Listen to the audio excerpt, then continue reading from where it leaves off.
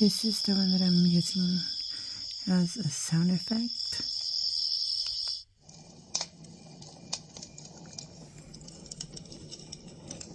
I got it on Amazon.